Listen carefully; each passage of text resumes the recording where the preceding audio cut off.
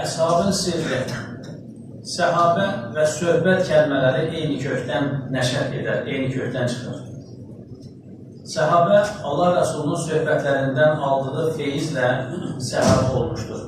Əshab-ı kiram Allah Rəsulu sallallahu aleyhi ve sellemə duyduqları məhəbbət, hörmət və ədəb hissiyatı içində qiyamətə qədər gələcək ümmətə mənəvi söhbət və tərbiyədən murad edilən, istənilən istifadənin ən müşəxxəs və mükəmməl bir nümunəsi oldular. Resulullah sallallahu aleyhi ve sellem'in söhbətində büründükləri hüzur və ədəb halını sanki başımızın üzərində bir quş var da tərpənsək uçacaq zənn edərdik şəklində ifadə edərlər. Yəni Allah Resulü aleyhissalatü vesselam'ı biz o şəkildə dinləyərdik. Sanki başımıza bir quş qonmuş, tərpənsək uçacaq. Yəni Resulullah sallallahu aleyhi ve sellem'i biz elə dinləyərdik deyir səhabələr. Söhbətdən məqsəd orada hasil olacaq feyz və ruhaniyyəti, yəni mənəvi enerjini ala bilməkdir. Mübarəklərdən birisi uşaqları başına toplayarlarmış, balacaları söhbət edərmiş. Bir nəfər də onu tənqid edir, deyir ki, bu uşaqlar sən danışdığından bir şey anlamırlar. Mən deyir, ora inəcək səkinəni, mənəvi enerjini deyir, əldə etməyə çalışıram. Bilirəm deyir, bir şeylər anlamırlar. Amma onların toplanması və mənim orada dini söhbət eləməm, ora səkinənin enməsini, mənəvi enerjinin enməsini, ruhaniyyətin enməsinə səbəb olur deyir. Məsələn, bir otağın hər hansı bir küncündə kəskin bir qoxunun şüşəsi devrilərsə, dağılarsa, bundan ətrafa yayılan raiha otağı dolduran havanın bütün zərrələrinə bərabər hala gəlincəyə qədər o raihanı fazlaca əmmiş olan hava zərrələrindən digər zərrələrə doğru bir sirayət, keçiş cəryan edər. İsti, soyuq kimi bütün zidd təcəllilər üçündə eynən keçərli olan bu keyfiyyət bir fizika qanunudur. Ancaq bu qanunun bəşəri həyatda təzahür edə bilməsi üçün eyniləşməni təmin edilən bir vasitəyə ehtiyac vardır ki, o da məhəbbətdir.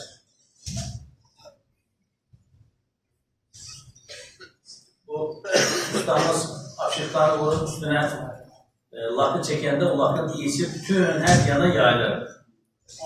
Və yaxud da əlinə bulaşan lakı təmizləmək üçün bu rasvalit deyilən o şeylə çəkəndə, əski ilə siləndə bütün o ətrafa yayılır.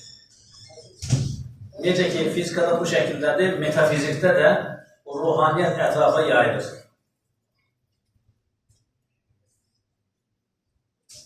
Bir kimsə başqa bir kənddəki din qardaşını ziyarət etmək üçün yola çıxdı.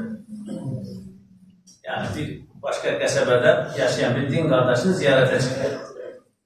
Allah-u Teala adamı gözətləmək və sınamaq üçün onun yolu üzərində insan silüətində, insan formasında bir mələk vəzifələndirdi. Adam mələyin yanına gəlincə, mələk haraya gedirsən deyə soruşdu.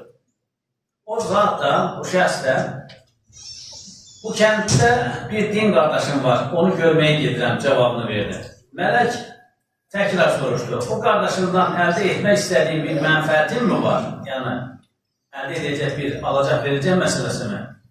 Adam, xeyr, mən onu sırf Allah rızası üçün sevirəm. Onun üçün ziyarətinə gedirəm, dedi. Bunun üzərinə mələk, sən onu necə sevirsənsə, Allah da səni elə sevir. Mən bu müjdəni vermək üçün Allah Teala'nın göndərdiyi elçisiyəm, dedi. Davam Müslim. Yəni, bəzən olur, hər birimizin həyatında bu baş vermiş. Bir tanışımız, bir din qardaşımız üçün təbir caizsə burnumuzun ucu görünüyor. Yəni, bu hissi yaşayanlar həmən anlayır nə demək istəyir. Bəzən görürsən ki, insanın vəfat edən keçmişlərinin üçün adam burnunun ucu görünüyor. İnsan biraz qoluqlandı, burnunun ucu görünüyor. O elə bu şəkildə həsrət çəkir yəni. Duyğulandığı zaman görürsən ki, burada bir başqa hal baş verir. O, mömin qardaşının ziyarətə çıxmış, təbii bir hal. Sizlərin də başına gəlmiş. Birisini darıxırsan, onu görmək istəyirsən, həsrət gidermək istəyirsən, gedirsən onu görməyə. Allah-u Teala bir mələyə vəzifələndirmiş o şəkildə. Əgər bir alacaq verəcək məsələsi varsa, mən deyir, onu yerinə yetirib, yorulmam. Yox, deyir, mən Allah rızası üçün ziyarət edəcəm, ondan təb darıqmışam. Sevirəm o qardaşımı. Sən o qardaşını necə sevirsənsə, Allah da səni elə sevir, deyir mələk.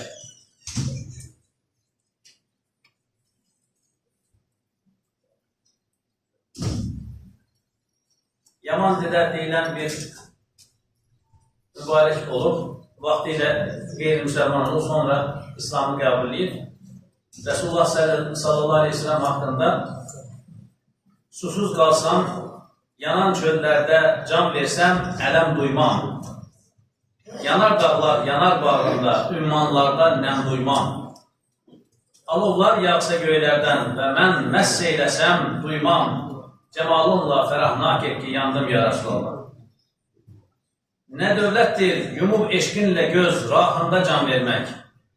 Nəsib olmazmı sultanım, haramgahında can vermək. Sönərkən gözlərim asan olur, ahında can vermək. Cəmalınla fərahnak et ki, yandım ya Resulallah. Yəni, Resulullah sallallahu aleyhi ve sellem'in həsrəti ilə qələmə aldığı uzun naatdan 2 misra, 2 dörtlük. Herkesin gönlü, ürəyindən keçən nədir? Haramgahda, haram şərifdə can vermək. Məkkə və Mədinədə can vermək. Resulullah sallallahu aleyhi ve sellem'in civarında dəfn edilmək. Ona qonşu olmaq. Hamımızın istəyidir. Onu gördük ki, nəsib olmaz mı sultanın haramgahında can vermək. Məhəbbətin təsdiqi. Əl-İmran surəsi 31-ci ayətdə Allah Teala buyurur. Resulüm de ki, əgər Allah'ı sevirsinizsə, mənə uyun ki, Allah da sizi sevsin və günahlarınızı bağışlasın. Dünən Tantavi adında bir İslam aliminin özünü test eləmək üçün bir video rolik seyrettim. Birisi Tantavi'nin anlattığını söyleyir. Dedim, Tantavi deyir ki, mərhum.